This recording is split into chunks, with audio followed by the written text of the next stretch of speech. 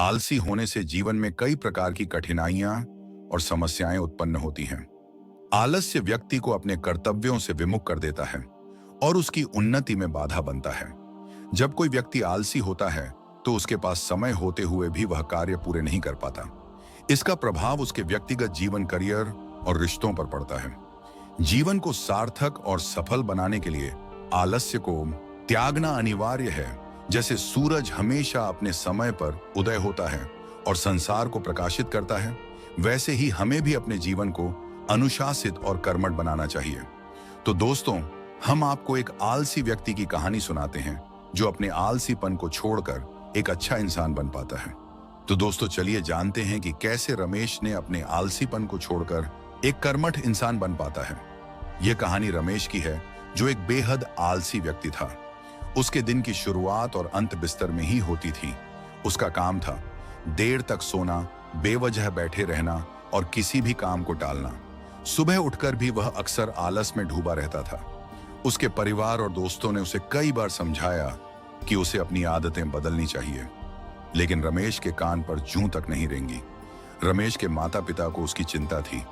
वे अक्सर कहते, बेटा, ये आलस एक दिन तुझे बहुत पीछे छोड़ देगा।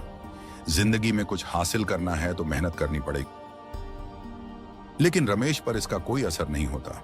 उसे अपने दोस्तों के ताने, माता पिता की डांट और समाज की बातें सुनने की आदत पड़ चुकी थी।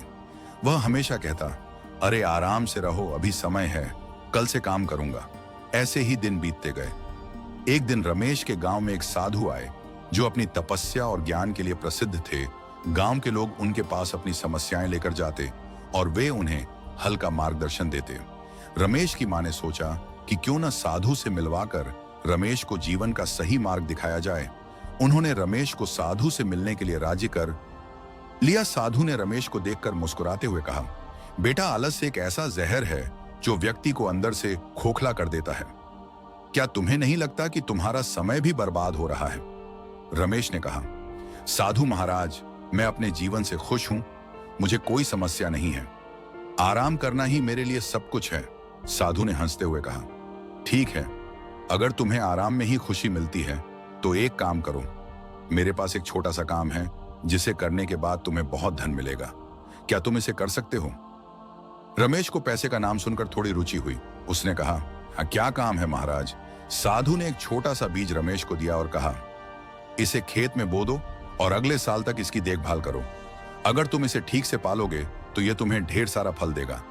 रमेश ने सोचा कि यह तो आसान काम है। उसने बीज को लिया और अपने खेत में बो दिया। पहले कुछ दिन तो रमेश ने पौधे की देखभाल की, लेकिन धीरे धीरे उसकी आदत के अनुसार वह पौधे की देखभाल में लापरवाही करने लगा। पौधा धीरे धीरे मुरझाने लगा। रमेश ने सोचा कि यह पौधा अपने आप ठीक हो जाएगा और पानी देना बंद कर दिया। कुछ हफ्तों बाद पौधा सूख गया। रमेश साधु के पास गया और कहा, महाराज, वह पौधा सूख गया। मैंने तो देखभाल की थी पर पता नहीं क्या हुआ। साधु मुस्कुराए और बोले, बेटा, जैसे उस पौधे को देखभाल की जरूरत थी, वैसे ही तुम्हारे जीवन को भी जरूरत है। यदि तुम आलस में रहोगे तो तुम्हारा जीवन भी इसी तरह सूख जाएगा। मेहनत के बिना न तो पौधा पनपता है, न ही इंसान। रमेश को साधु की बात समझ में आ गई। उसने ठान लिया कि अब वह आलस को त्याग देगा और मेहनत का रास्ता अपनाया और अपने जीवन में सफलता पाई। यह कहानी हमें सिखाती है कि आलस चाहे कितना भी आरामदायक लगे, अंततः